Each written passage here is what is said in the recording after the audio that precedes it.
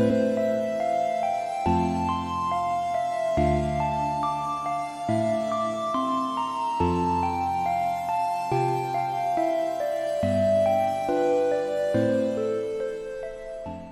evening, everybody, and welcome to Chilliteracy. Happy Wednesday. And happy post-John's stream day. Welcome in, all you lovely people. Delightful to see you all. How are we all doing? Hello to, who have we got? We've got Lady Mephistopheles, we've got Budot, we've got Parola, we've got Llama. Also, Llama, loved your bookmarks. They are very pretty, very nice. Were they watercolours? They look like watercolours. Andy Pants, Ray Tracer. You're all lovely. Welcome. Double stream day is your favourite day. It's a good day. It's a good day when it's a double stream day.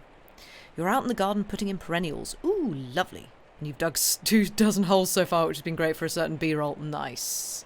Excellent. Very good. What perennials be you planting? Also, Llama, thanks. Oh, no problem. They are very pretty. A mix of watercolour.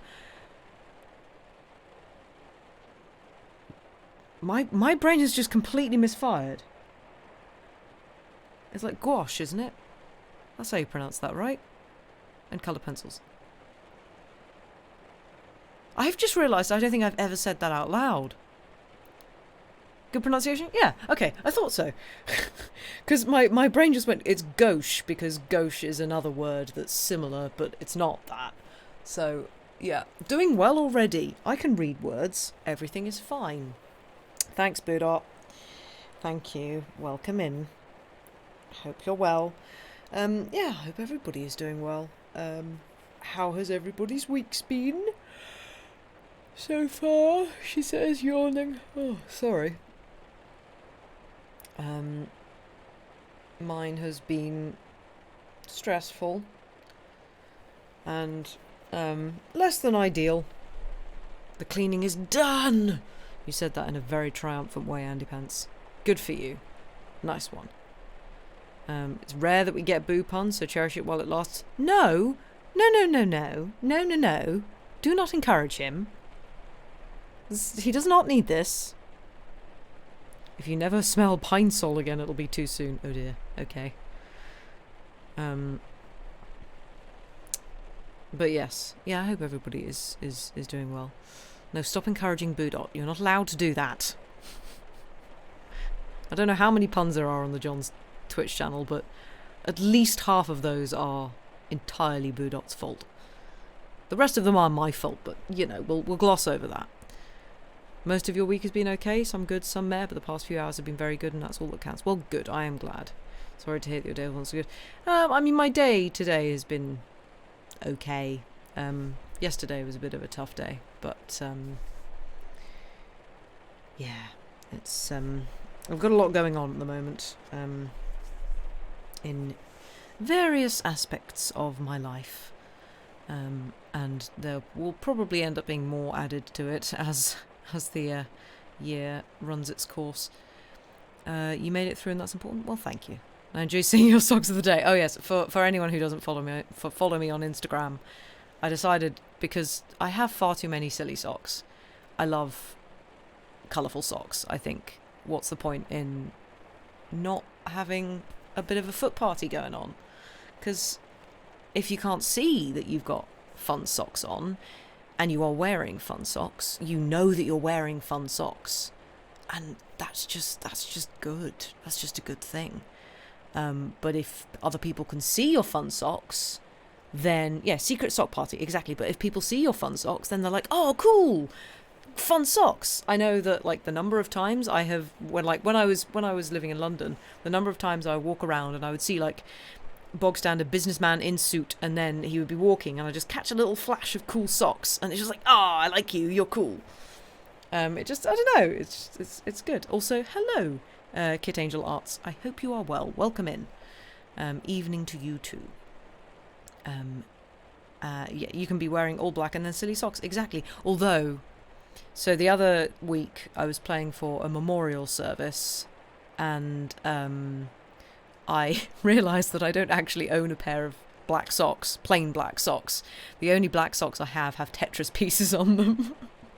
So luckily you could not see my feet, so it was all fine. But there was a moment of, oh, mistake. Kid Angel asks, your wife only wears fun socks, including fox with socks on socks. Amazing. Fantastic. I approve. Fox and meta socks. Yes, exactly. Excellent.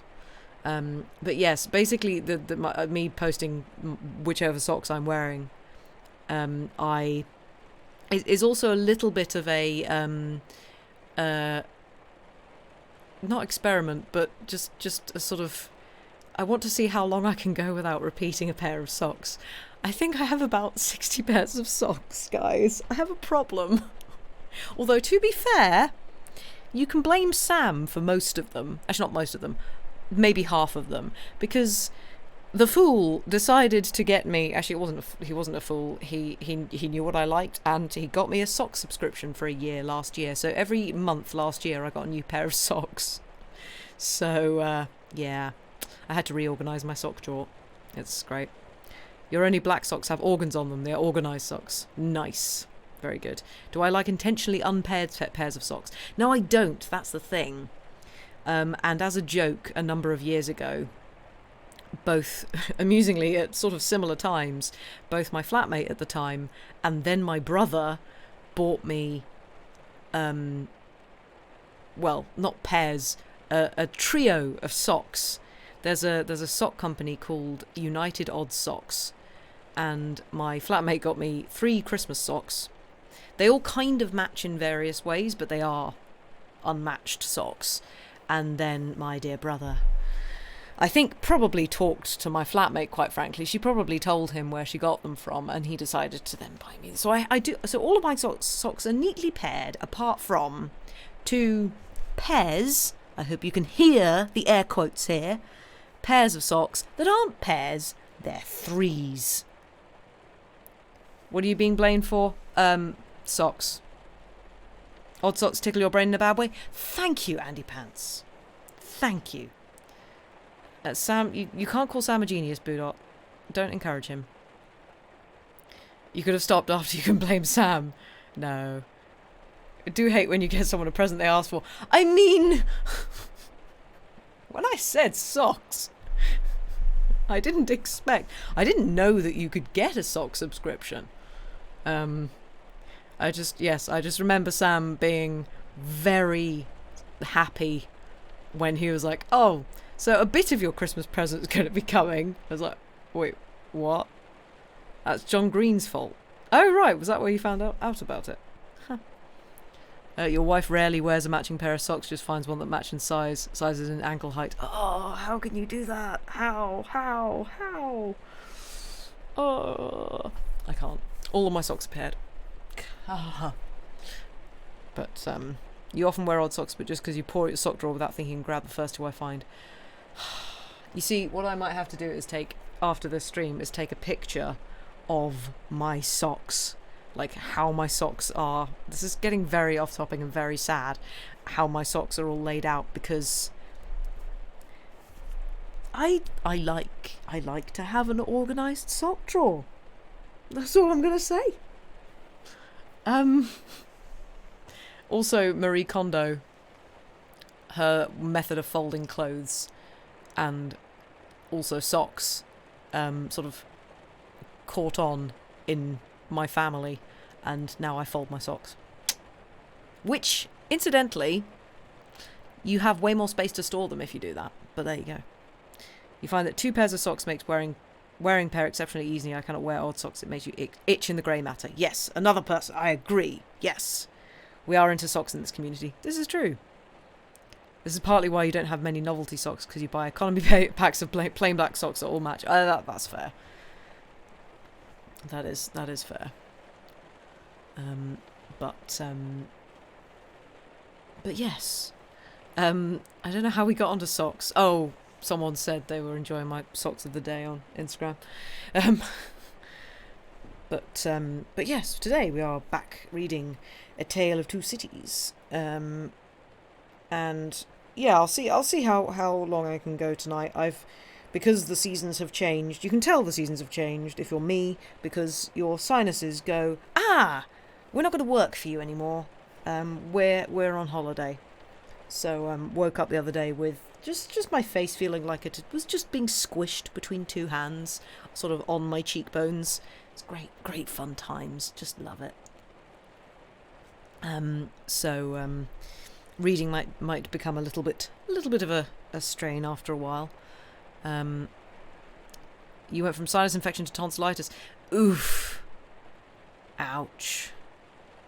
That's not fun. I hope if you are still suffering with tonsillitis that it is at least getting better. But yeah, that sucks, boo. I'm sorry. Yeah. Ouch, indeed. All the love and sympathies for Budot. Not fun. But yes, let's do a quick recap. So, you got over most of the tonsillitis while in Bristol last week. Oh dear. Okay. Fun. I hope that didn't mar your experience too much. But yes. Last time on A Tale of Two Cities, neat, you noticed the rain in the layout and it's raining here. Fabulous. Yes, marvellous. Yeah, it's not currently raining here, but it is hecking windy outside. I'm not opening my windows, because if I open my windows, the wind will go, ooh, open windows, yoink! And fling them open some more. Link. Let me see if I can get that for you.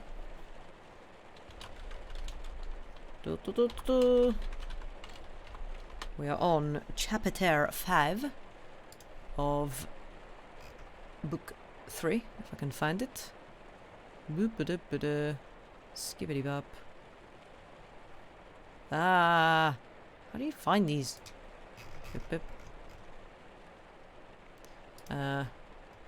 Here. Wait, can you? How can you actually link to specific chapters?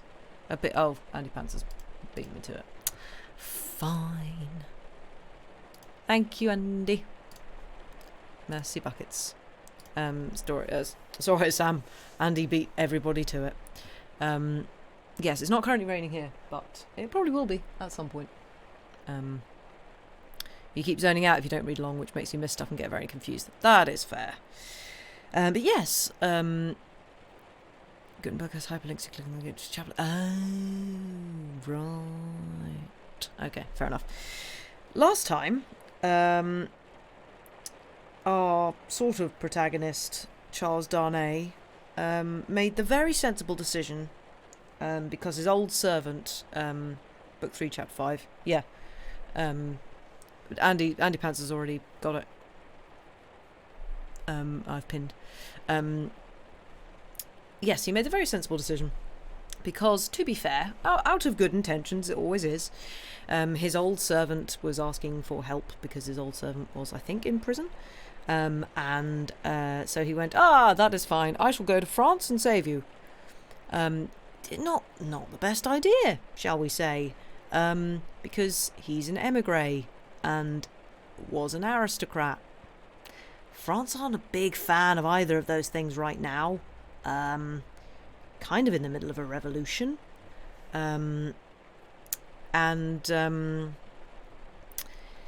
Yeah, so he's in prison because just not the best decisions have been made.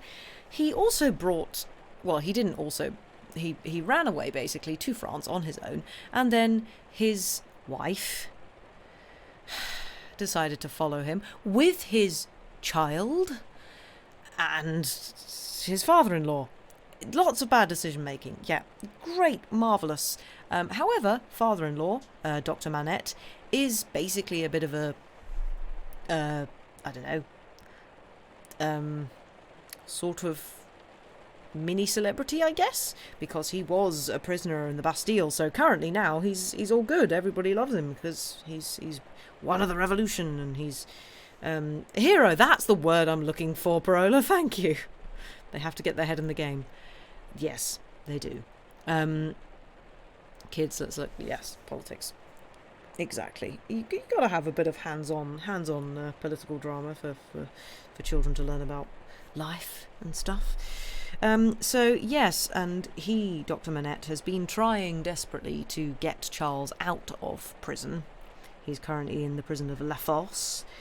And it's not really working. He's almost done it, but yeah, not really going very well at the moment, because France is in a bit of a state of turmoil, shall we say. And yeah, they're just sort of killing people. I'm sure it all ends fine. A little bit, yeah. Yeah, not the best time to be in either of the things that Charles Darnay is right now. But, you know, he made a decision. Yep. To be fair, he didn't know. But a little killing has never hurt anyone. Sure. But I have been rabbiting on for a very long time. I've got a fly in my face. Go away, please. Shoo. So let us, if we're all sitting comfortably and have, I don't know, a warm beverage of some description, or a crafty project, or whatever, a cat, we shall continue with A Tale of Two Cities by Charles Dickens. Book 3, Chapter 5, The Wood Sawyer. 1 year and 3 months. During all that time Lucy was never sure from hour to hour but that the guillotine would strike off her husband's head next day.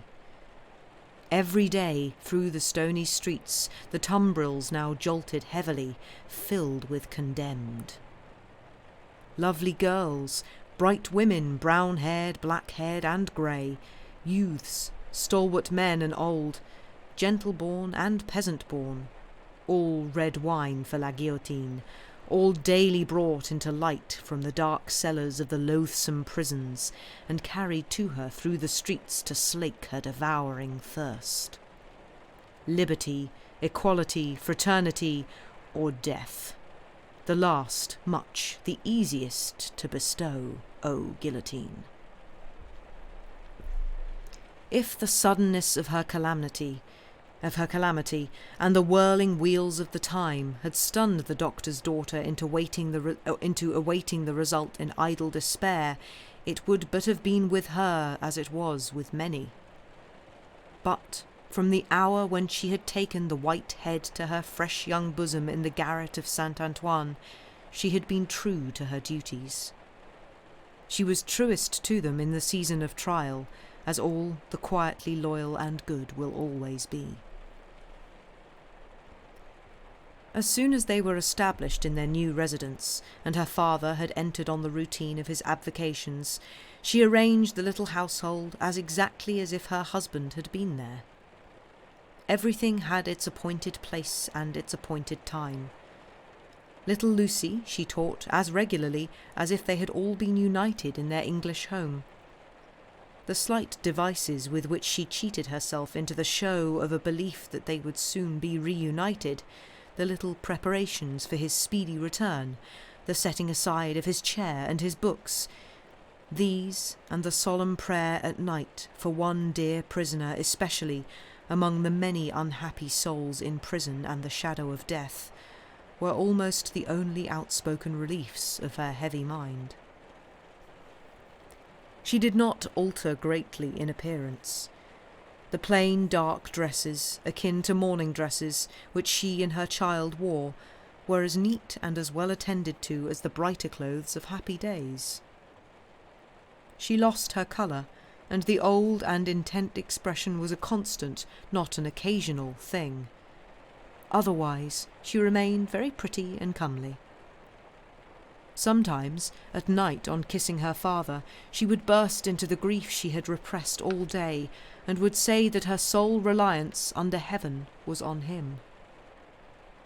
He always resolutely answered, "Nothing can happen to him without my knowledge, and I know that I can save him, Lucy." They had not made the round of their changed life many weeks, when her father said to her on coming home one evening, "My dear, there is an upper window in the prison to which Charles can sometimes gain access at 3 in the afternoon. When he can get to it, which depends on many uncertainties and incidents, he might see you in the street, he thinks, if you stood in a certain place that I can show you. But you will not be able to see him, my poor child. And even if you could, it would be unsafe for you to make a sign of recognition." "Oh, show me the place, my father, and I will go there every day." From that time, in all weathers, she waited there 2 hours. As the clock struck 2, she was there, and at 4 she turned resignedly away. When it was not too wet or inclement for her child to be with her, they went together. At other times she was alone, but she never missed a single day. It was the dark and dirty corner of a small winding street. The hovel of a cutter of wood into lengths for burning was the only house at that end. All else was wall. On the 3rd day of her being there, he noticed her. "Good day, citizeness." "Good day, citizen." This mode of address was now prescribed by decree. It had been established voluntarily some time ago among the more thorough patriots, but was now law for everybody. "Walking here again, citizeness?" "You see me, citizen." The wood sawyer, who was a little man with a redundancy of gesture, he had once been a mender of roads, cast a glance at the prison, pointed at the prison, and, putting his 10 fingers before his face to represent bars, peeped through them jocosely. "But it's not my business," said he, and went on sawing his wood. Next day he was looking out for her, and accosted her the moment she appeared. "What, walking here again, citizeness?" "Yes, citizen." "Ah, a child too. Your mother, is it not, my little citizeness?" "Do I say yes, mamma?" whispered little Lucy, drawing close to her. "Yes, dearest." "Yes, citizen." "Ah, but it's not my business. My work is my business. See my saw? I call it my little guillotine. La la la, la la la, and off his head comes." The billet fell as he spoke, and he threw it into a basket. "I call myself the Samson of the firewood guillotine. See here again, loo-loo-loo, and off her head comes. Now a child, tickle, tickle, pickle, pickle, and off its head comes. All the family." Lucy shuddered as he threw 2 more billets into his basket, but it was impossible to be there while the wood sawyer was at work and not be in his sight. Thenceforth, to secure his goodwill, she always spoke to him first, and often gave him drink money, which he readily received. He was an inquisitive fellow, and sometimes when she had quite forgotten him in gazing at the prison roof and gates and grates, and in lifting her heart up to her husband, she would come to herself to find him looking at her, with his knee on his bench and his saw stopped in its work. "But it's not my business," he would generally say at those times, and would briskly fall to his sawing again. In all weathers, in the snow and frost of winter, in the bitter winds of spring, in the hot sunshine of summer, in the rains of autumn, and again in the snow and frost of winter, Lucy passed 2 hours of every day at this place, and every day on leaving it she kissed the prison wall. Her husband saw her, so she learned from her father. It might be once in 5 or 6 times, it might be twice or thrice running, it might be not for a week or a fortnight together. It was enough that he could and did see her when the chances served, and on that possibility she would have waited out the day 7 days a week. These occupations brought her round to the December month, wherein her father walked among the terrors with a steady head. On a lightly snowing afternoon she arrived at the usual corner. It was a day of some wild rejoicing and a festival. She had seen the houses as she came along, decorated with little pikes and with little red caps stuck upon them, also with tricoloured ribbons, also with the standard inscription, tricoloured letters were the favourite, Republic one and indivisible, liberty, equality, fraternity or death. The miserable shop of the wood sawyer was so small that its whole surface furnished very indifferent space for this legend. He had got somebody to scrawl it up for him, however, who had squeezed death in with most inappropriate difficulty. On his housetop he displayed pike and cap, as a good citizen must, and in a window he had stationed his saw, inscribed as his little Sainte Guillotine, for the great sharp female was by that time popularly canonised. His shop was shut, and he was not there, which was a relief to Lucy, and left her quite alone. But he was not far off, for presently she heard a troubled movement and a shouting coming along, which filled her with fear. A moment afterwards, and a throng of people came pouring round the corner by the prison wall, in the midst of whom was the wood sawyer, hand in hand with the Vengeance. There could not be fewer than 500 people, and they were dancing like 5,000 demons. There was no other music than their own singing. They danced to the popular Revolution song, keeping a ferocious time that was like a gnashing of teeth in unison. Men and women danced together, women danced together, men danced together, as hazard had brought them together.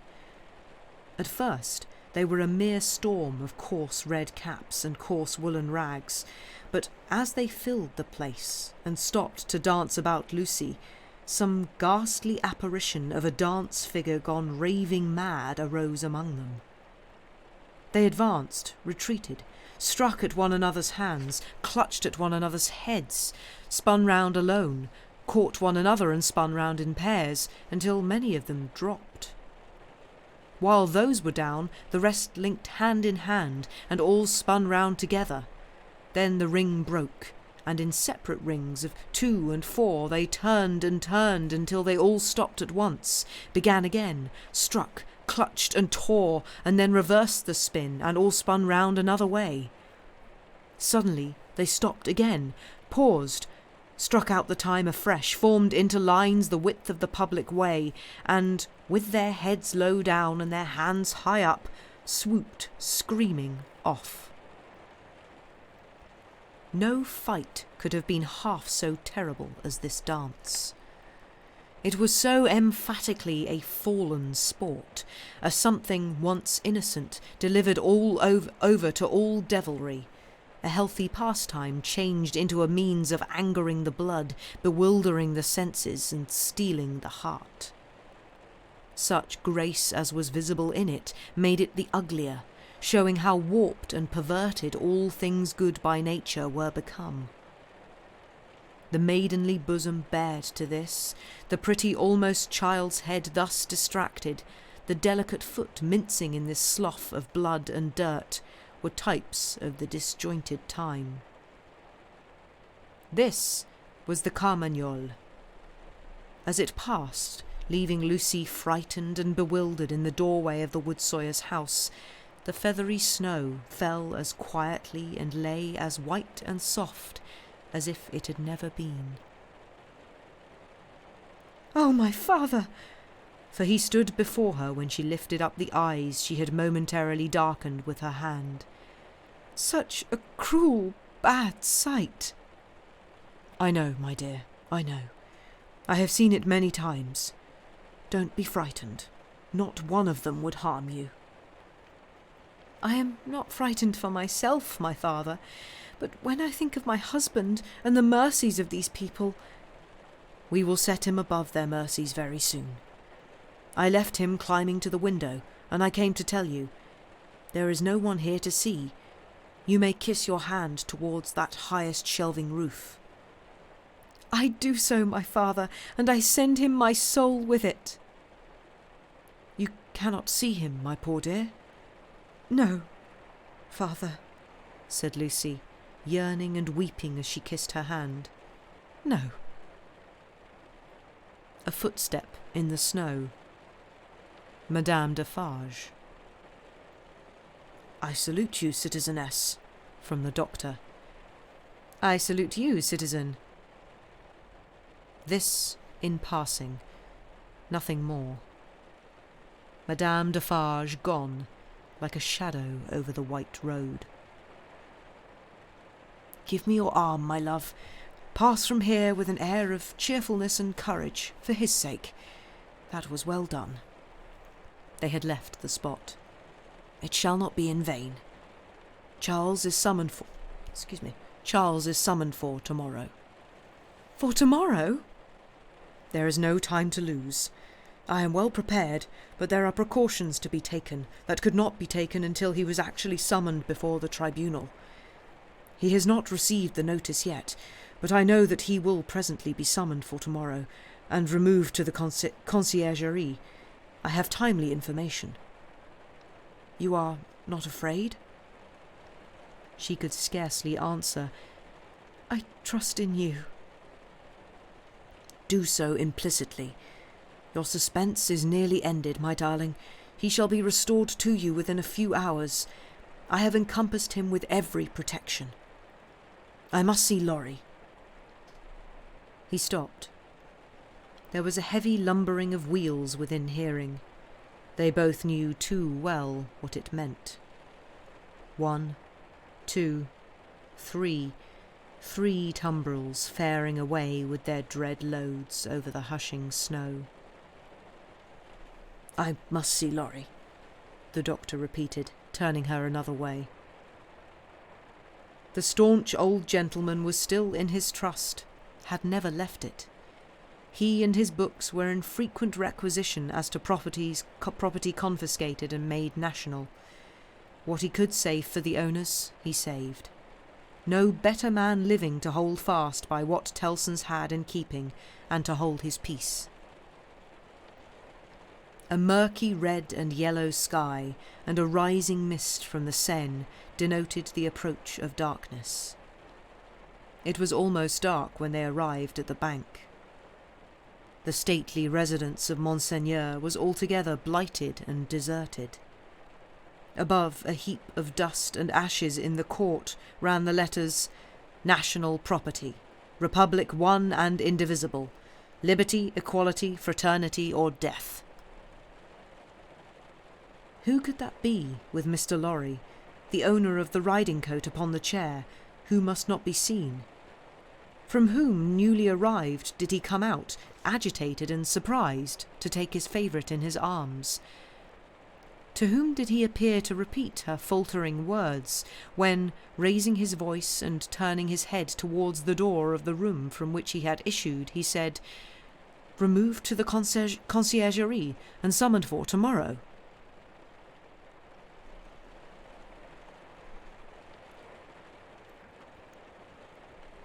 Chapter 6. Triumph. The dread tribunal of 5 judges, public prosecutor, and determined jury sat every day. Their lists went forth every evening and were read out by the jailers of the various prisons to their prisoners. The standard jailer joke was, "Come out and listen to the evening paper, you inside there." Charles Evremond, called Darnay. So at last began the evening paper at La Force.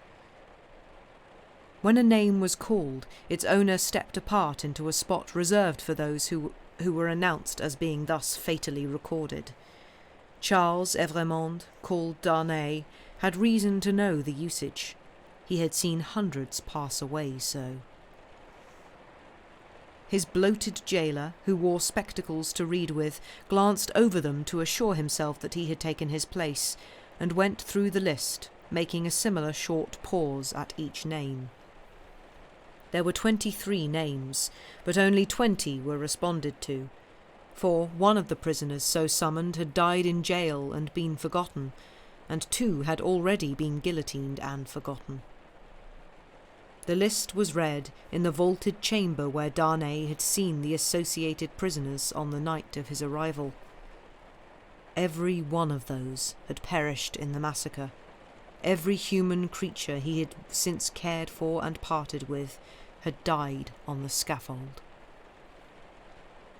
There were hurried words of farewell and kindness, but the parting was soon over. It was the incident of every day, and the Society of La Force were engaged in the preparation of some games of forfeits and a little concert for that evening. They crowded to the grates and shed tears there, but 20 places in the projected entertainments had to be refilled, and the time was, at best, short to the lock-up hour, when the common rooms and corridors would be delivered over to the great dogs who kept watch there through the night.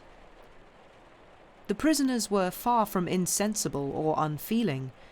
Their ways arose out of the condition of the time.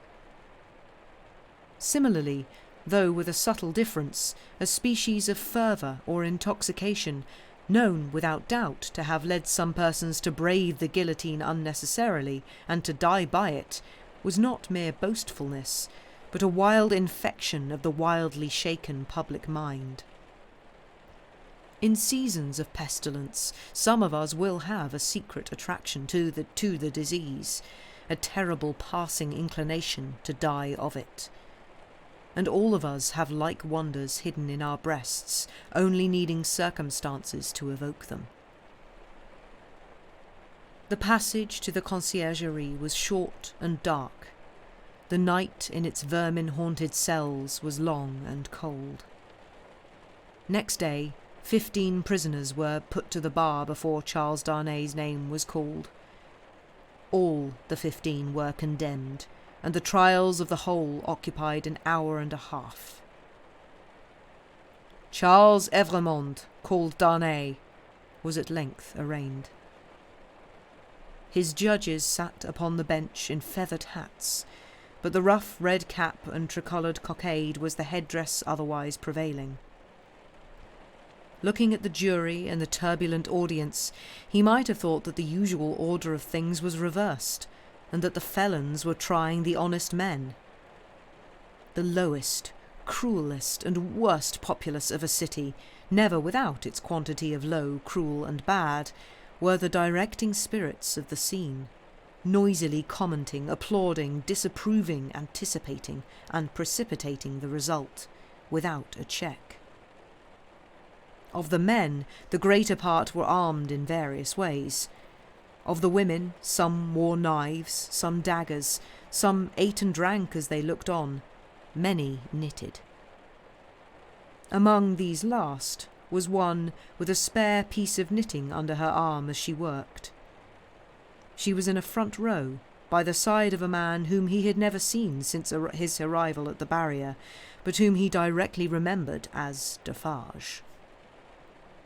He noticed that she once or twice whispered in his ear, and that she seemed to be his wife, but what he most noticed in the two figures was that although they were posted as close to himself as they could be, they never looked towards him. They seemed to be waiting for something with a dogged determination, and they looked at the jury, but at nothing else. Under the president sat Dr. Manette, in his usual quiet dress. As well as the prisoner could see, he and Mr. Lorry were the only men there unconnected with the tribunal who wore their usual clothes, and had not assumed the coarse garb of the Carmagnole. Charles Evremond, called Darnay, was accused by the public prosecutor as an emigrant whose life was forfeit to the Republic, under the decree which banished all emigrants on pain of death. It was nothing that the decree bore date since his return to France. There he was, and there was the decree. He had been taken in France, and his head was demanded. "Take off his head!" cried the audience. "An enemy to the Republic!" The president rang his bell to silence those cries, and asked the prisoner whether it was not true that he had lived many years in England. Undoubtedly it was. Was he not an emigrant then? What did he call himself? Not an emigrant, he hoped, within the sense and spirit of the law. Why not? The President desired to know. Because he had voluntarily relinquished a title that was distasteful to him, and a station that was distasteful to him, and had left his country, he submitted before the word emigrant in the present acceptation by the tribunal was in use, to live by his own industry in England, rather than on the industry of the overladen people of France. What proof had he of this? He handed in the names of two witnesses, Théophile Gabelle and Alexandre Manette. But he had married in England, the President reminded him. True, but not an English woman. A citizeness of France? Yes, by birth. Her name and family? Lucie Manette, only daughter of Dr. Manette, the good physician who sits there. This answer had a happy effect upon the audience. Cries in exultation of the well-known good physician rent the hall. So capriciously were the people moved that tears immediately rolled down several ferocious countenances which had been glaring at the prisoner a moment before, as if with impatience to pluck him out into the streets and kill him. On these few steps of his dangerous way, Charles Darnay had set his foot according to Dr. Manette's reiterated instructions. The same cautious counsel directed every step that lay before him, and had prepared every inch of his road. The President asked, why had he returned to France when he did, and not sooner? He had not returned sooner, he replied, simply because he had no means of living in France, save those he had resigned, whereas in England he lived by giving instruction in the French language and literature. He had returned when he did, on the pressing and written entreaty of a French citizen who represented that his life was endangered by his absence. He had come back to save a citizen's life, and to bear his testimony at whatever personal hazard to the truth. Was that criminal in the eyes of the Republic? The populace cried enthusiastically, "No!" and the President rang his bell to quiet them. Which it did not, for they continued to cry "No" until they left off of their own will. The President required the name of that citizen. The accused explained that the citizen was his first witness. He also referred with confidence to the citizen's letter, which had been taken from him at the barrier, but which he did not doubt would be found among the papers then before the President. The doctor had taken care that it should be there, had assured him that it would be there, and at this stage of the proceedings it was produced and read. Citizen Gabelle was called to confirm it, and did so. Citizen Gabelle hinted with infinite delicacy and politeness that in the pressure of business imposed on the tribunal by the multitude of enemies of the Republic with which it had to deal, he had been slightly overlooked in his prison of the Abbaye, in fact, had rather passed out of the tribunal's patriotic remembrance, until 3 days ago, when he had been summoned before it, and had been set at liberty on the juries declaring themselves satisfied that the accusation against him was answered, as to himself, by the surrender of the citizen Evrémonde, called Darnay. Dr. Manette was next questioned. His high personal popularity and the clearness of his answers made a great impression, but as he proceeded, as he showed that the accused was his first friend on his release from his long imprisonment, that the accused had remained in England always faithful and devoted to his daughter and himself in their exile, that so far from being in favour with the aristocrat government there, he had actually been tried for his life by it, as the foe of England and friend of the United States. As he brought these circumstances into view, with the greatest discretion and with the straightforward force of truth and earnestness, the jury and the populace became one. At last, when he appealed by name to Monsieur Lorry, an English gentleman then and there present, who, like himself, had been a witness on that English trial and could corroborate his account of it.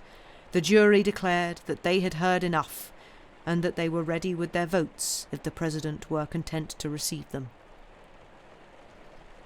At every vote, the jurymen voted aloud and individually. The populace set up a shout of applause. All the voices were in the prisoner's favour, and the President declared him free. Then began one of those extraordinary scenes with which the populace sometimes gratified their fickleness or their better impulses towards generosity and mercy, or which they regarded as some set-off against their swollen account of cruel rage. No man can decide now to which of these motives such extraordinary scenes were referable. It is probable to a blending of all the three, with the second predominating. No sooner was the acquittal pronounced than tears were shed as freely as blood at another time, and such fraternal embraces were bestowed upon the prisoner by as many of both sexes as could rush at him, that after his long and unwholesome confinement he was in danger of fainting from exhaustion, none the less because he knew very well that the very same people, carried by another current, would have rushed at him with the very same intensity to rend him to pieces and strew him over the streets. His removal to make way for other accused persons who were to be tried rescued him from these caresses for the moment.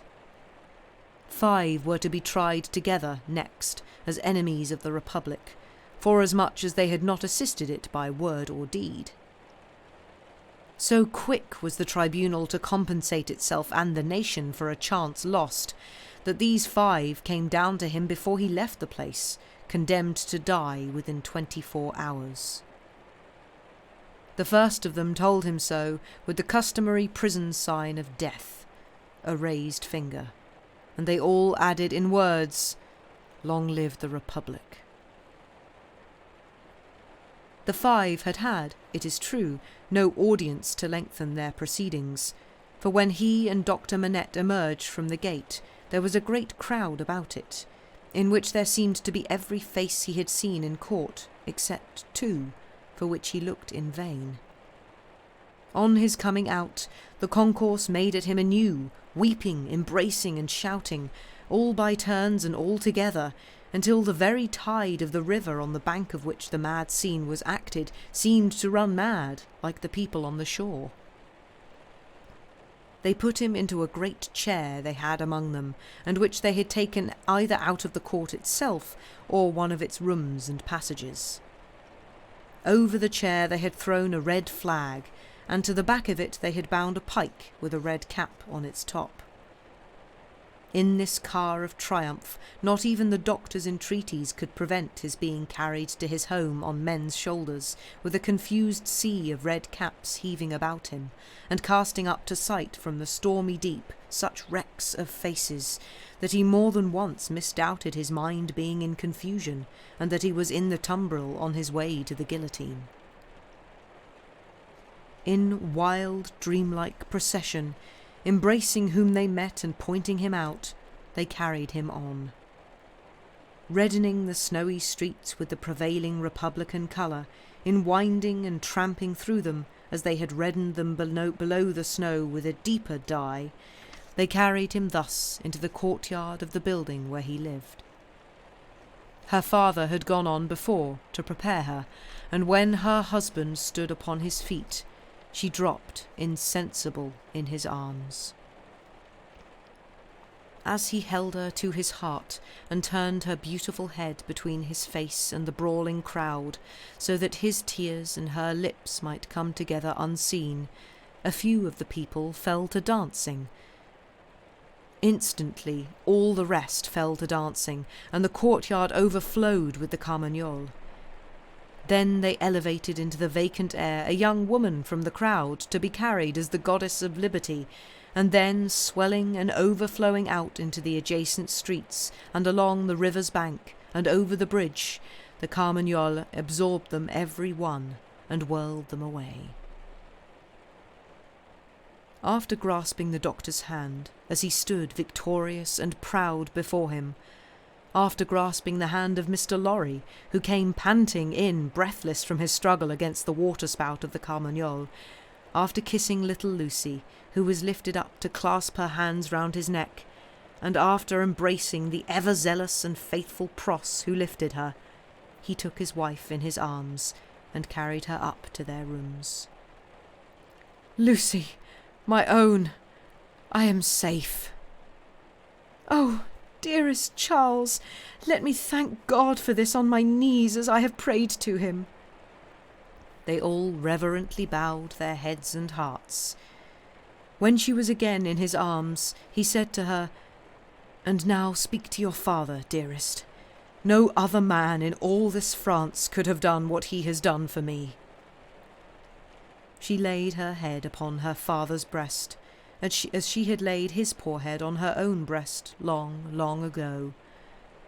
He was happy in the return he had made her. He was recompensed for his suffering. He was proud of his strength. "You must not be weak, my darling," he remonstrated. "Don't tremble so. I have saved him." And I think that is where we shall take a break. I'm safe. Checks how many pages are left in the book. Yeah. It's all fine. Everything's fine. The revolution's not going to get any worse, right? Yeah, be fine. But yes, we shall go to a break. Go do break-related things, and yeah, we will see you back in about 5 minutes. Bye for now.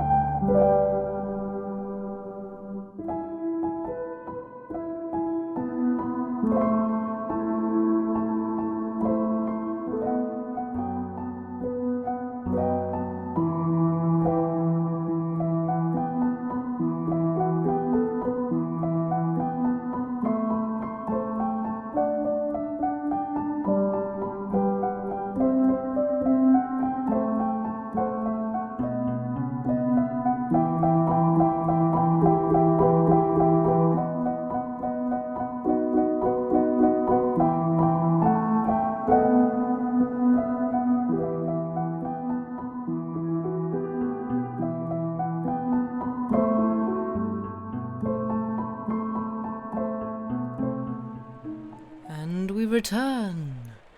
Welcome back, everybody. Parola, you have strawberries now. Nice. That is a good thing to come back from the break with. I approve. I didn't really do much. Didn't really move. Might end this stream a little bit earlier than usual because turns out when your sinuses are a bit unhappy and you're like looking down at a book to read it, they get even unhappier. So I have a little bit of a sinus headache going on right now. So we'll see how much longer I can go for, and yes, plan accordingly. Also, I got bitten on my hand the other night, and oh my goodness me, I wish to claw my finger off. It is so itchy. I have put stuff on it to what do we call it? Antizan, that's the one. I have put stuff on it, and it is still itching. Andy Pants, you have gained a cat and lost the ability to craft. Yeah, those things do seem to go hand in hand. Yeah. Sorry about that. But yes, I hope we all had a decent break. And yeah, I guess we shall continue. What do we got? Yeah, I guess maybe 2 chapters. We shall see. But yes, if we're all sitting comfortably, etc. Oh, dearie me, I'm apparently tired as well. Sorry. Excuse me, everybody. If we're all sitting comfortably, then I shall continue. I don't know why I said it like that. Continue with Chapter 7. A knock at the door. I have saved him. It was not another of the dreams in which he had often come back. He was really here. And yet his wife trembled, and a vague but heavy fear was upon her. All the air around was so thick and dark. The people were so passionately revengeful and fitful. The innocent was so constantly put to death on vague suspicion and black malice. It was so impossible to forget that many as blameless as her husband and as dear to others as he was to her, every day shared the fate from which he had been clutched, that her heart could not be as lightened of its load as she felt it ought to be. The shadows of the wintry afternoon were beginning to fall, and even now the dreadful carts were rolling through the streets. Her mind pursued them, looking for him among the condemned, and then she clung closer to his real presence and trembled more. Her father, cheering her, showed a compassionate superiority to this women's weakness, which was wonderful to see. No garret, no shoemaking, no 105 North Tower now. He had accomplished the task he had set himself. His promise was redeemed. He had saved Charles. Let them all lean upon him. Their housekeeping was of a very frugal kind, not only because that was the safest way of life, involving the least offence to the people, but because they were not rich, and Charles, throughout his imprisonment, had had to pay heavily for his bad food, and for his guard, and towards the living of the poorer prisoners. Partly on this account, and partly to avoid a domestic spy, they kept no servant. The citizen and citizeness who acted as porters at the courtyard gate rendered them occasional service, and Jerry, almost wholly transferred to them by Mr. Lorry, had become their daily retainer, and had his bed there every night. It was an ordinance of the Republic one and indivisible, of liberty, equality, fraternity, or death, that on the door or doorpost of every house the name of every inmate must be legibly inscribed in letters of a certain size at a certain convenient height from the ground. Mr. Jerry Cruncher's name, therefore, duly embellished the doorpost down below, and as the afternoon shadows deepened, the owner of that name himself appeared, from overlooking a painter whom Dr. Manette had employed to add to the list the name of Charles Evrémonde, called Darnay. In the universal fear and distrust that darkened the time, all the usual harmless ways of life were changed. In the doctor's little household, as in very many others, the articles of daily consumption that were wanted were purchased every evening, in small quantities and at various small shops. To avoid attracting notice, and to give as little occasion as possible for talk and envy, was the general desire. For some months past, Miss Pross and Mr. Cruncher had discharged the office of purveyors, the former carrying the money, the latter the basket. Every afternoon, at about the time when the public lamps were lighted, they fared forth on this duty, and made and brought home such purchases as were needed. Although Miss Pross, through her long association with a French family, might have known as much of their language as of her own, if she had had a mind, she had no mind in that direction. Consequently, she knew no more of that nonsense, as she was pleased to call it, than Mr. Cruncher did. So her manner of marketing was to plump a noun substantive at the head of a shopkeeper without any introduction in the nature of an article, and, if it happened not to be the name of the thing she wanted, to look round for that thing, lay a hold of it, and hold on by it until the bargain was concluded. She always made a bargain for it by holding up, as a statement of its just price, one finger less than the merchant held up, whatever his number might be. "Now, Mr. Cruncher," said Miss Pross, whose eyes were red with felicity, "if you are ready, I am." Jerry hoarsely professed himself at Miss Pross's service. He had worn all of his rust off long ago, but nothing would file his spiky head down. "There's all manner of things wanted," said Miss Pross, "and we shall have a precious time of it. We want wine among the rest. Nice toasts these redheads will be drinking wherever we buy it." "It will be much the same to your knowledge, miss, I should think," retorted Jerry, "whether they drink your health or the old un's." "Who's he?" said Miss Pross. Mr. Cruncher, with some diffidence, explained himself as meaning Old Nick's. "Ha!" said Miss Pross. "It doesn't need an interpreter to explain the meaning of these creatures. They have but one, and it's midnight murder and mischief." "Hush, dear. Pray be cautious," cried Lucy. Yes, I'll be cautious," said Miss Pross, "but I may say among ourselves that I do hope there will be no oniony and tobacco-y smotherings in the form of embracings all round going on in the streets. Now, Ladybird, never you stir from that fire till I come back. Take care of the dear husband you have recovered, and don't move your pretty head from his shoulder, as you have it now, till you see me again. May I ask a question, Dr. Manette, before I go?" "I think you may take that liberty," the doctor answered, smiling. "For gracious sake, don't talk about liberty. We have quite enough of that," said Miss Pross. "Hush, dear, again?" Lucy remonstrated. "Well, my sweet," said Miss Pross, nodding her head emphatically, "the short and long of it is that I am a subject of His Most Gracious Majesty King George III." Miss Pross curtsied at the name, "and as such my maxim is, confound their politics, frustrate their knavish tricks, on him our hopes we fix, God save the King." Mr. Cruncher, in an access of loyalty, growlingly repeated the words after Miss Pross, like somebody at church. "I am glad you have so much of the Englishman in you, though I wish you had never taken that cold in your voice," said Miss Pross approvingly. But the question, Dr. Manette, is there—" It was the good creature's way to affect to make light of anything that was a great anxiety with them all, and to come at it in this choice manner. "Is there any prospect yet of our getting out of this place?" "I fear not yet. It would be dangerous for Charles yet." "Hey-ho-hum," said Miss Pross, cheerfully repressing a sigh as she glanced at her darling's golden hair in the light of the fire.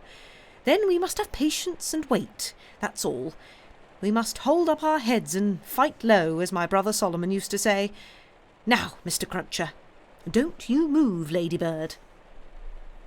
They went out, leaving Lucy and her husband, her father, and the child by a bright fire.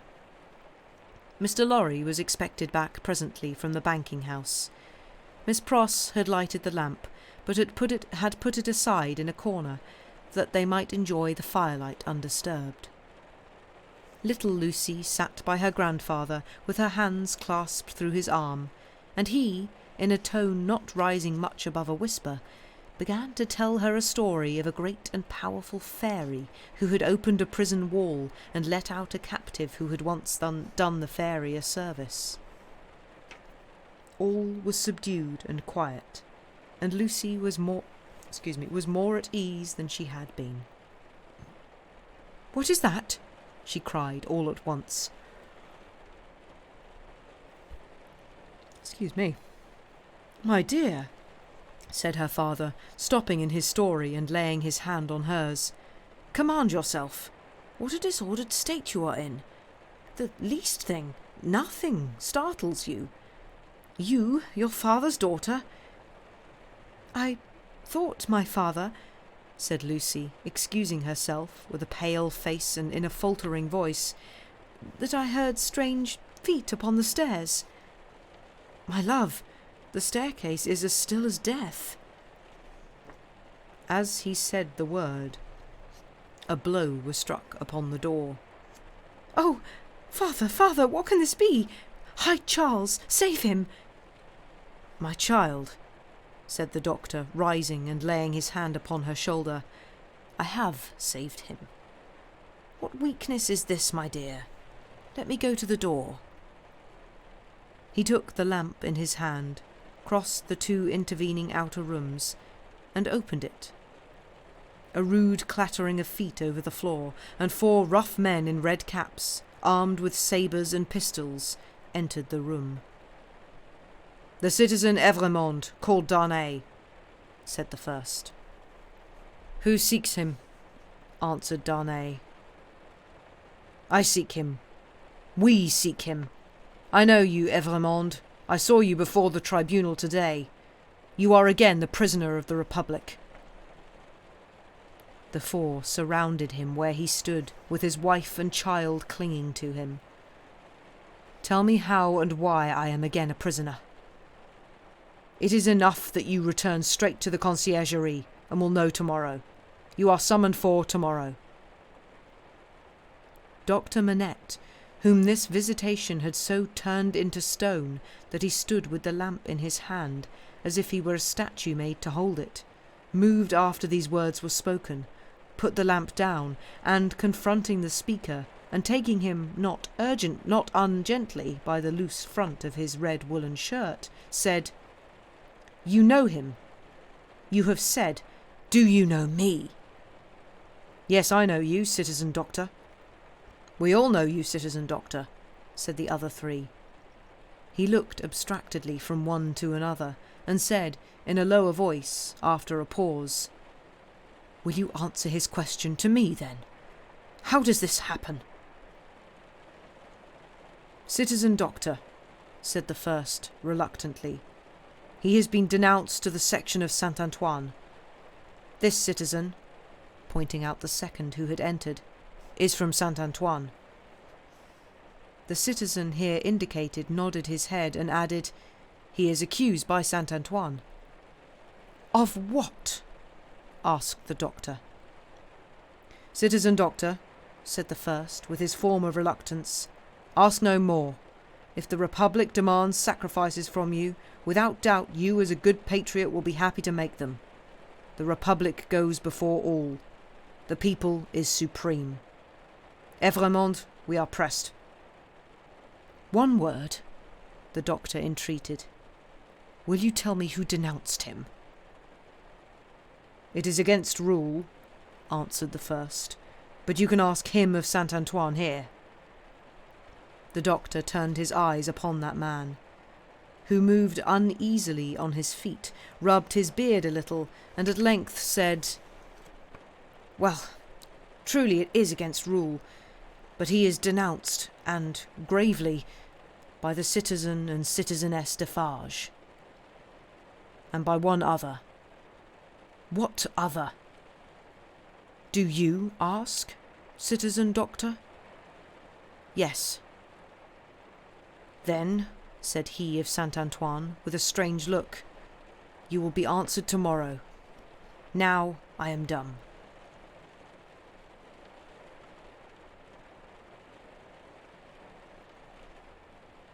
Chapter 8.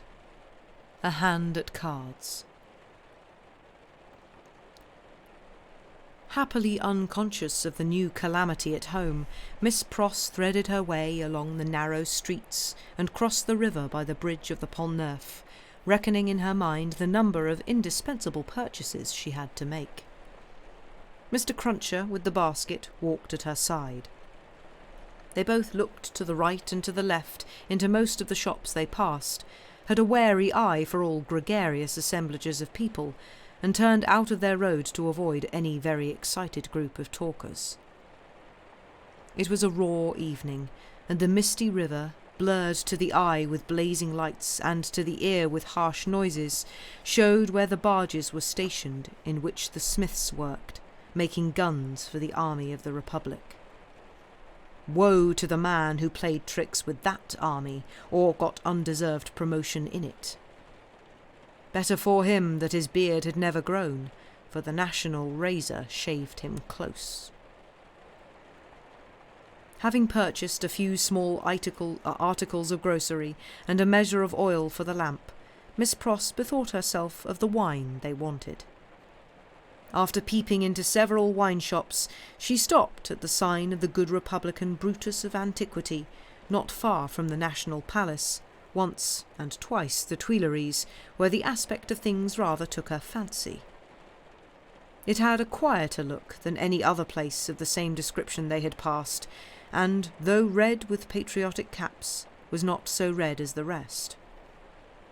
Sounding Mr. Cruncher, and finding him of her opinion, Miss Pross resorted to the good Republican Brutus of Antiquity, attended by her cavalier.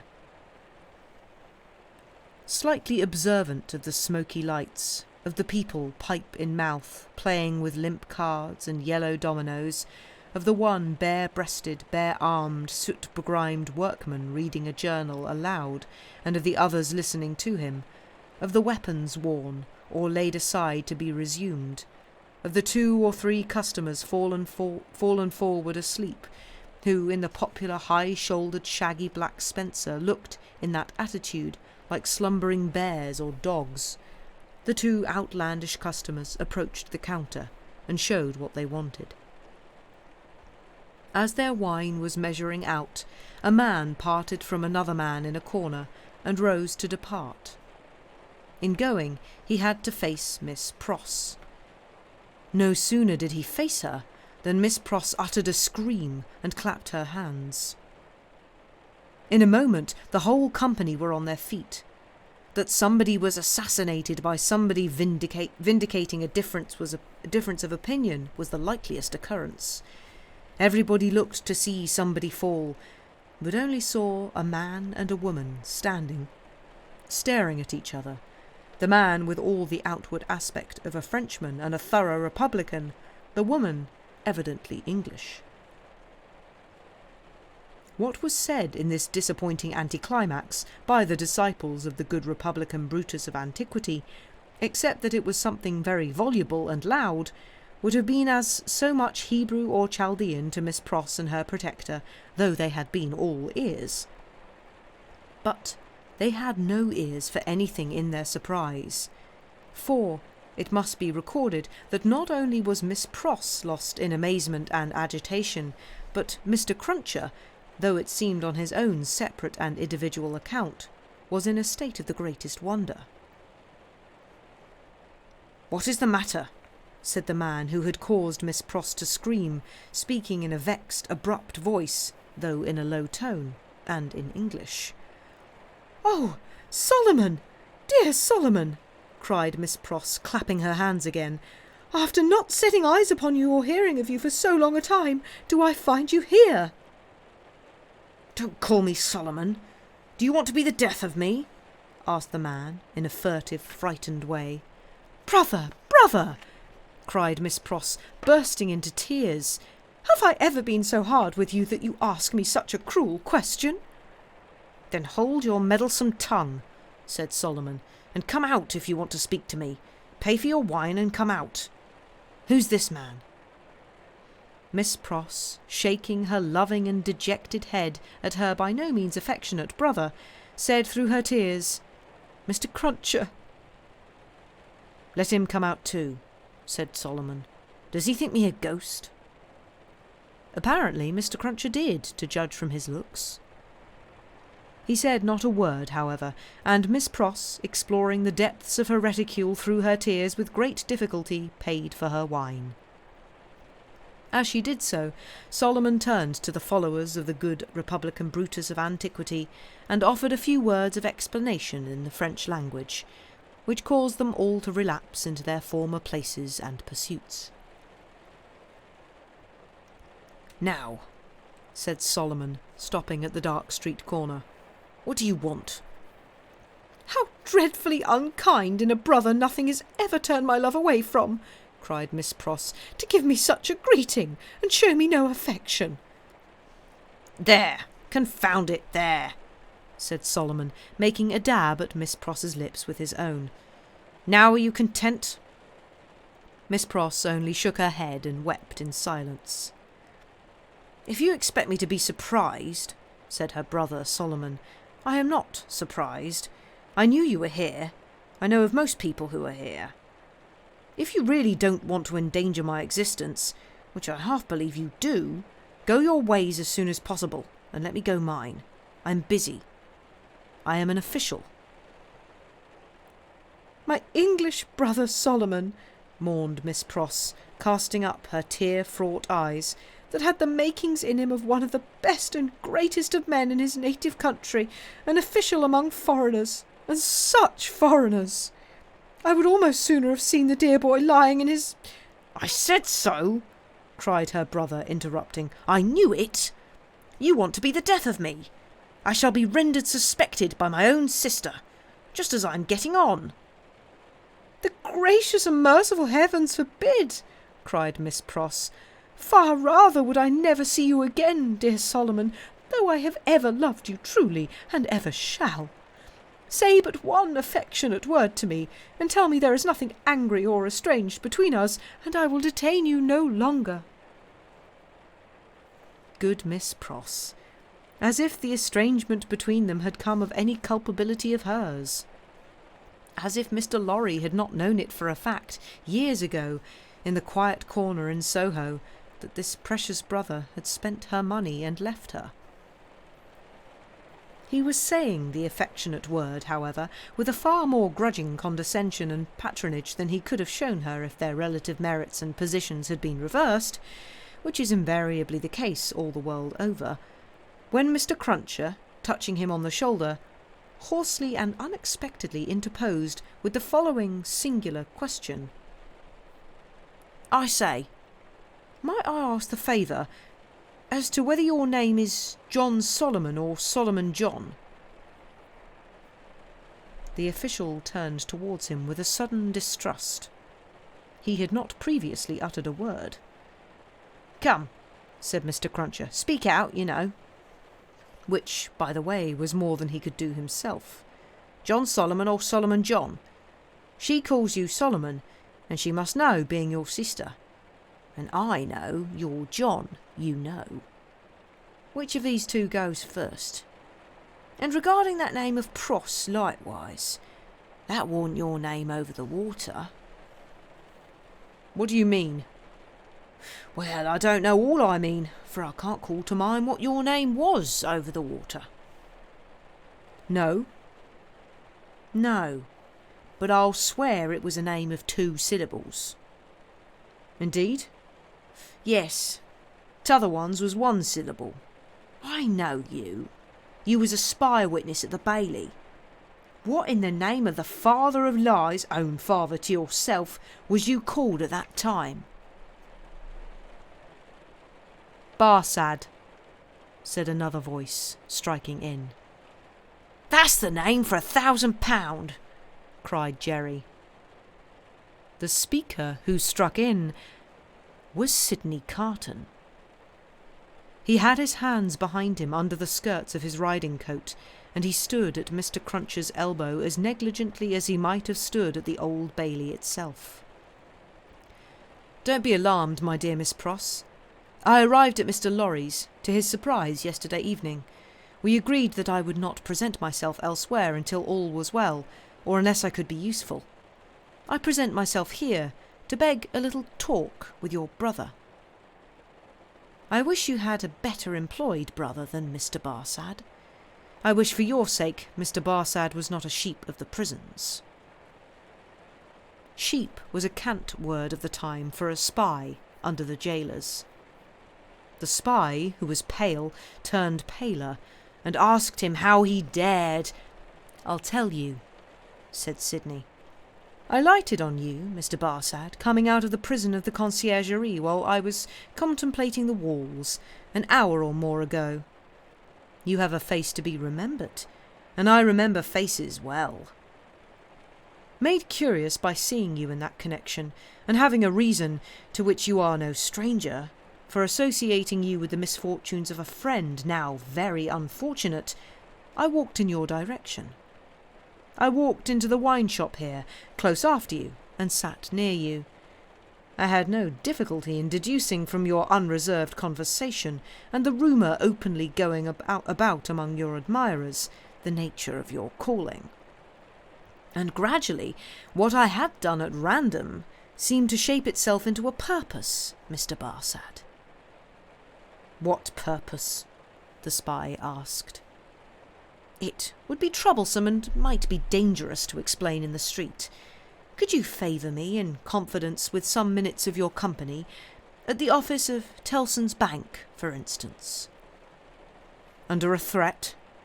"Oh, did I say that? Then why should I go there?" "Really, Mr. Barsad, I can't say if you can't." "Do you mean that you won't say, sir?" the spy irresolutely asked. "You apprehend me very clearly, Mr. Barsad. I won't."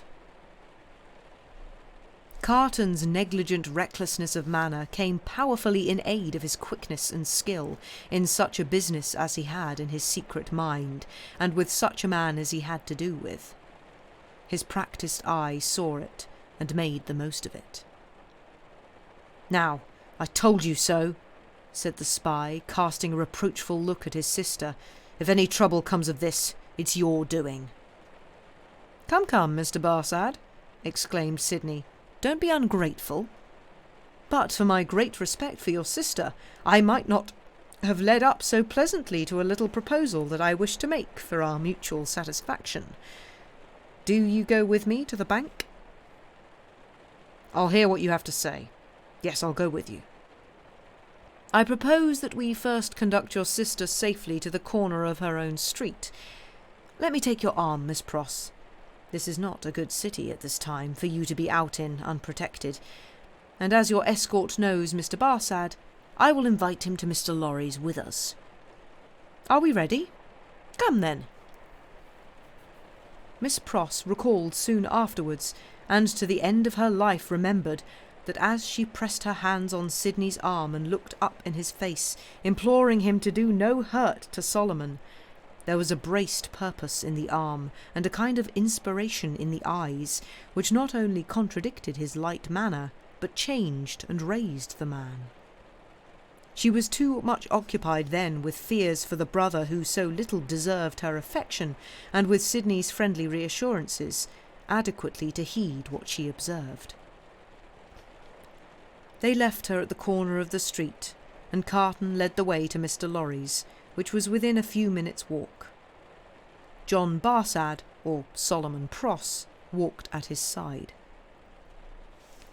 Mr. Lorry had just finished his dinner, and was sitting before a cheery little log or two of fire, perhaps looking into their blaze for the picture of that younger elderly gentleman from Tellson's, who had looked into the red coals at the Royal George at Dover, now a good many years ago. He turned his head as they entered, and showed the surprise with which he saw a stranger. "Miss Pross's brother, sir," said Sidney, Mr. Barsad. Barsad? Repeated the old gentleman. Barsad? I have an association with the name, and with the face. I told you had a remarkable face, Mr. Barsad, observed Carton coolly. Pray sit down. As he took a chair himself, he supplied the link that Mr. Lorry wanted by saying to him with a frown, "Witness at that trial."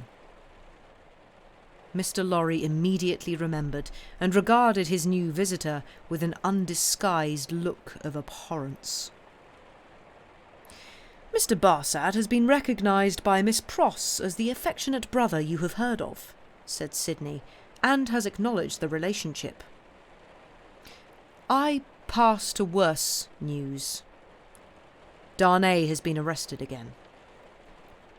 Struck with consternation, the old gentleman exclaimed, "What do you tell me? I left him safe and free within these 2 hours, and am about to return to him." "Arrested for all that. When was it done, Mr. Barsad?" "Just now, if at all." "Mr. Barsad is the best authority possible, sir," said Sidney, "and I have it from Mr. Barsad's communication to a friend and brother sheep over a bottle of wine that the arrest has taken place. He left the messengers at the gate and saw them admitted by the porter. There is no earthly doubt that he is retaken." Mr. Lorry's business eye read in the speaker's face that it was loss of time to dwell upon the point.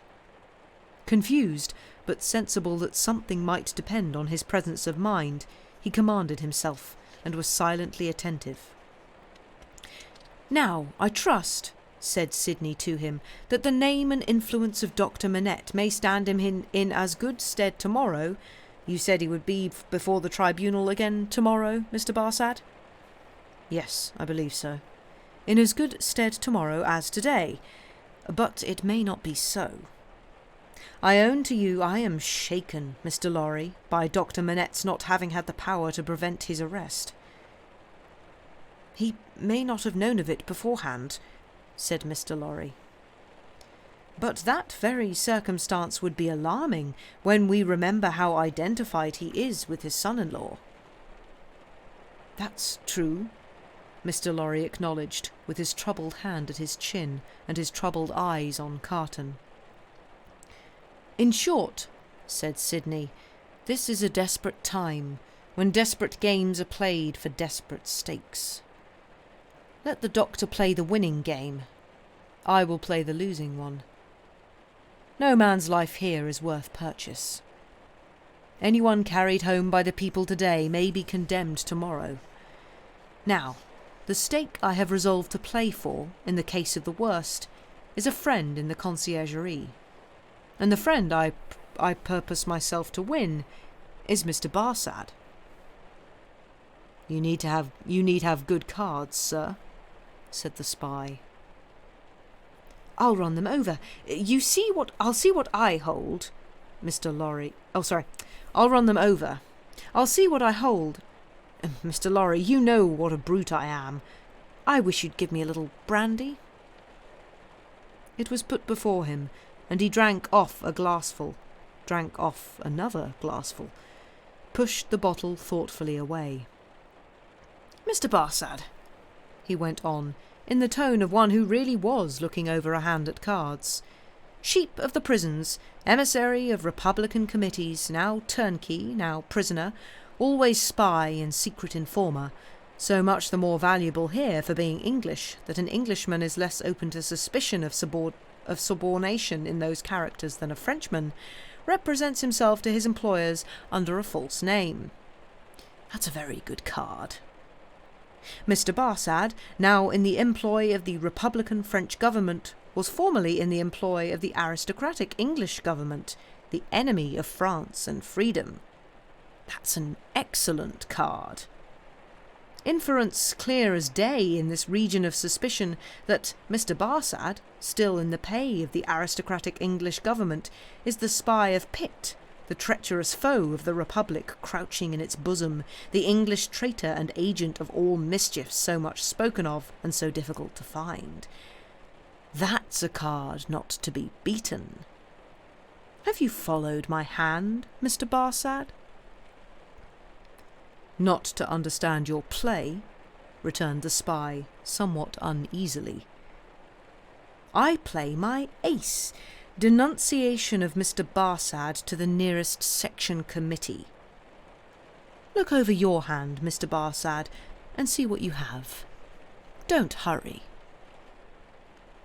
He drew the bottle near, poured out another glassful of brandy, and drank it off. He saw that the spy was fearful of his drinking himself into a fit state for the immediate denunciation of him. Seeing it, he poured out and drank another glassful. Look over your hand carefully, Mr. Barsad. Take time. It was a poorer hand than he suspected. Mr. Barsad saw losing cards in it that Sidney Carton knew nothing of.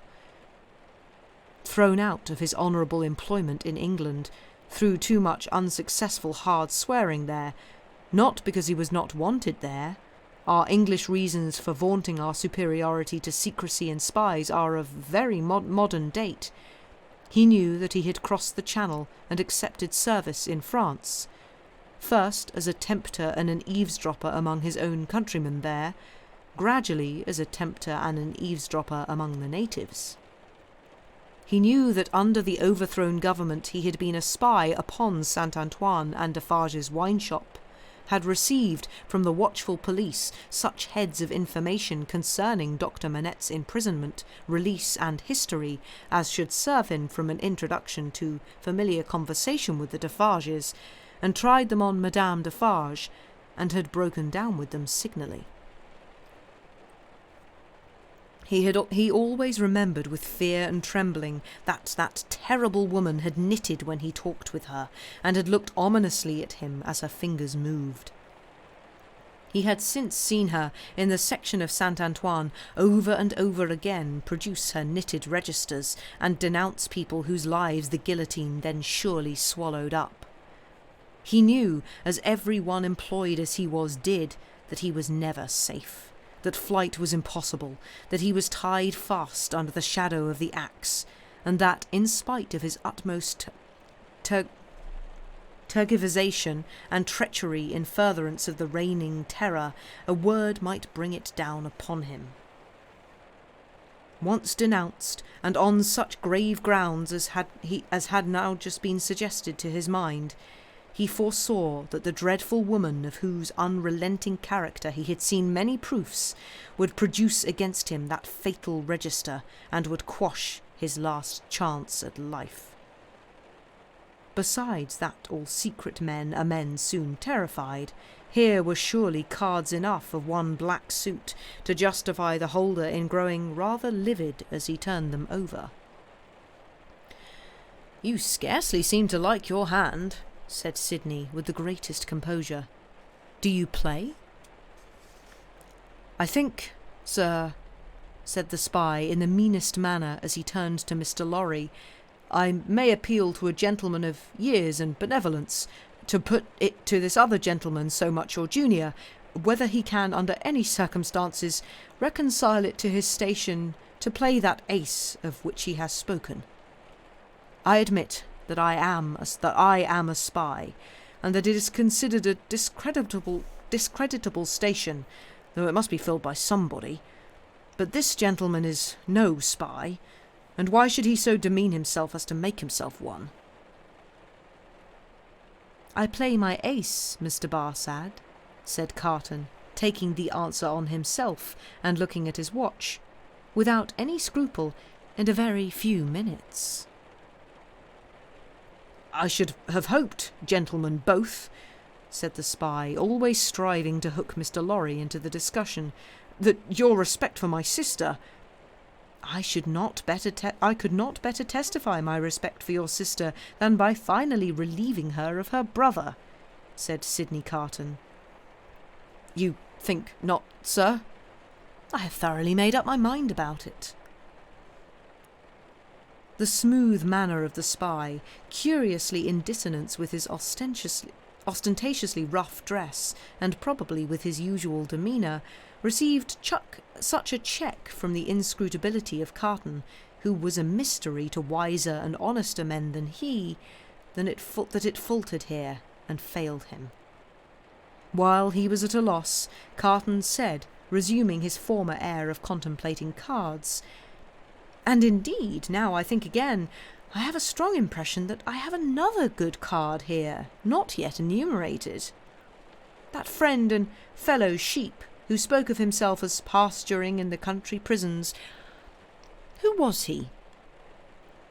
"French. You don't know him," said the spy quickly. "French, eh?" replied Carton, musing and not appearing to notice him at all, though he echoed his word. "Well, he may be."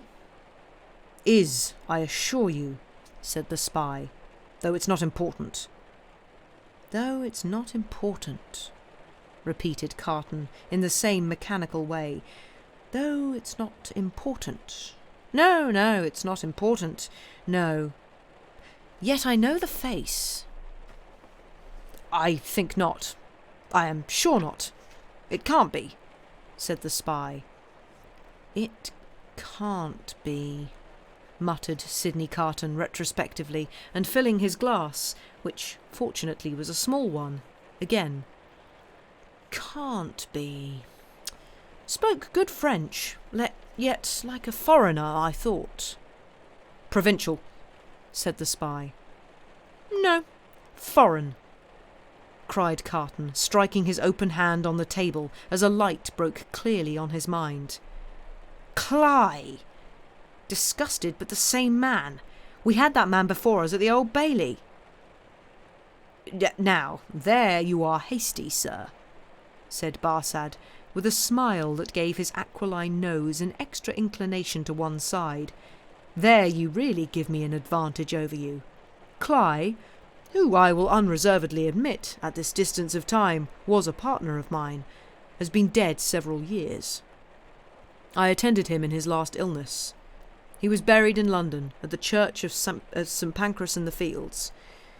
His unpopularity with the multitude at the moment prevented my following his remains, but I helped to lay him in his coffin."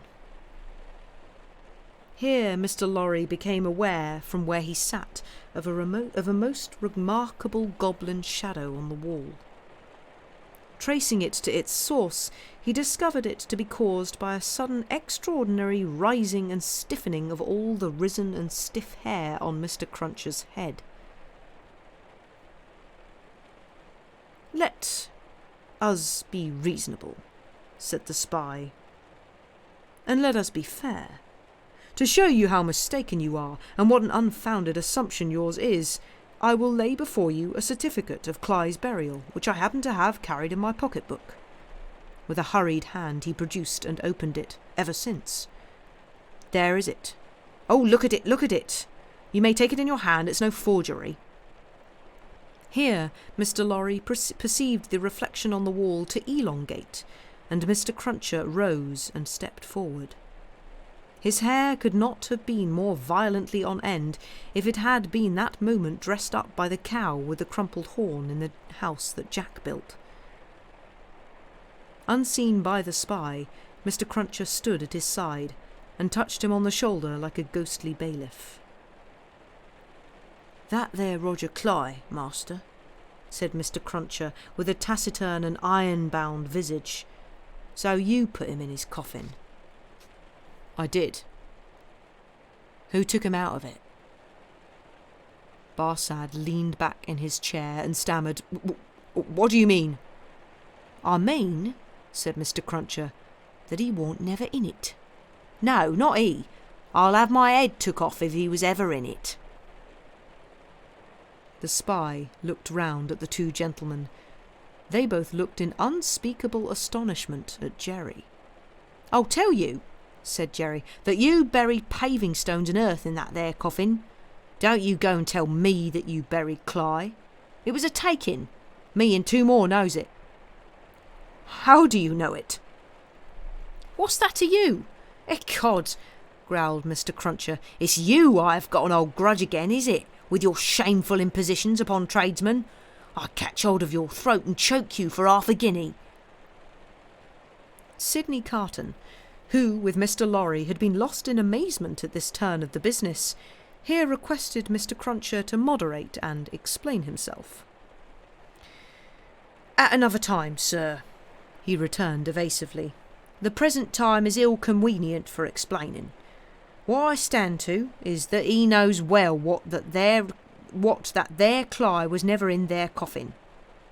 Let him say he was, in so much as a word of one syllable, and I'll either catch hold of his throat and choke him for half a guinea." Mr. Cruncher dwelt upon this as quite a liberal offer, "or I'll out and announce him." "I see one thing," said Carton. "I hold another card, Mr. Barsad. Impossible here in raging Paris, with suspicion filling the air, for you to outlive denunciation when you are in communication with another aristocratic spy of the same antecedents as yourself, who, moreover, has the mystery about him of having feigned death and come to life again. A plot in the prisons of the foreigner against the Republic. A strong card. A certain guillotine card. Do you play?" "No," returned the spy. "I throw up. I confess that we were so unpopular with the outrageous mob that I only got away from England at the risk of being ducked to death, and that Cly was so ferreted up and down that he never would have got away at all but for that sham. Though how this man knows it was a sham is a wonder of wonders to me." "Never trouble your head about this man," retorted the contentious Mr. Cruncher.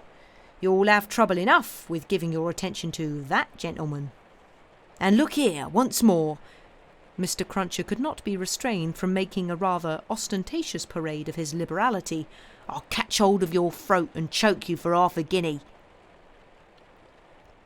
The sheep of the prisons turned from him to Sidney Carton, and said, with more decision, "It has come to a point.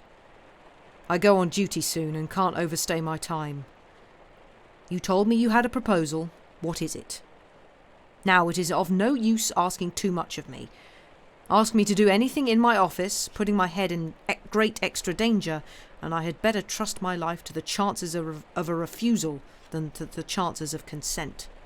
In short, I should make that choice. You talk of desperation. We are all desperate here. Remember, I may denounce you if I think proper, and I could swear my way through stone walls, and so can others. Now what do you want with me?" "Not very much. You are a turnkey at the conciergerie. I tell you once for all, there is no such thing as an escape possible," said the spy firmly. "Why need you tell me what I have not asked? You are a turnkey at the conciergerie?" "I am sometimes." "You can be when you choose?" "I can pass in and out when I choose." Sidney Carton filled another glass with brandy, poured it slowly out upon the hearth, and watched it as it dropped. It being all spent, he said, rising, "So far we have spoken before these two, because it was as well that the merits of the cards should not rest solely between you and me. Come into the dark room here, and let us have one final word alone." And that is where we shall end tonight. Thank you for listening. That chapter was somewhat longer than I expected, and we've actually gone to time, so yay! Oh boy, my voice. Yeah, Jerry Cruncher's voice is not a good one for me to do if I've got any kind of tiredness in my voice. It's all a bit like this. Sometimes hobbies come in handy in unexpected ways. Yeah, I know, right? Sometimes grave robbing yeah. There we go. But yeah. Cool. We got some twists and we got some turns, haven't we? This yeah, kind of similar sort of vibes as Monte Cristo, actually, in the sort of, oh, is he safe? Oh, is he not? Oh, he's back in prison. Oh, there's people rooting for him. Oh, where the hell did Sidney Carton come from? Oh, yeah. So it's a cracking story. It's a ripping yarn, as they say. But yeah, Good old. I mean, who? Hands up in chat. Who was expecting Sydney Carton to turn up? I mean, it's like we're now in France, therefore we have to have the entire cast in France. Therefore, who are we missing? Oh, him. So, yeah, gotta have everybody in one place. Are we including people who've read this before? No. Sydney Carton showing up like Batman. Yes, I'm Carton. Sydney Carton. Yeah. No one expects the Sydney Carton. Yeah. It was, but only because you read it before. Couldn't remember how it all came together though. Yeah. Yeah, that's the thing. I really like that. I really enjoy how Dickens does. Dickens does wit very good, and I don't mean wit as in just humour. Like this whole like I have cards in my hand. These are my cards kind of thing. It's like it's very James Bond. It's very classic spy novel. Like yeah, it's very suave, which I rather like. I rather like the dialogue in that. It's good. But yes, who is on? Oh, excuse me. That whole conversation was ridiculous and love it. Yeah, exactly. You imagine he spent a week slinking around London, got bored, decided he'd just follow them to France. Yeah, that checks out, actually. He probably did do that. Also, hello, Zilia. If you've been lurking the entire time, welcome. Hello, lovely to see you here. But yes, yeah. It's a good story. But let us see who is on. Hey, should we head on over to our regular Wednesday stream buddy, Stephen. But thank you all so much for being here. You're all lovely and welcome and wonderful as ever. Yeah. You're so far on the edge of your seat you fell off the front and the cat stole it. Oh no! Fab. But yes, you're all wonderful. Thank you all very much for being here. Go take care of yourselves. Have a good rest of your week. We should in theory be back on Saturday with Sam will be back. I will not be here because I'm not in the country. With some short stories of some description. But yes, thank you all very much for being here. We shall send you over to Stephen, and we shall see you again soon. Goodbye.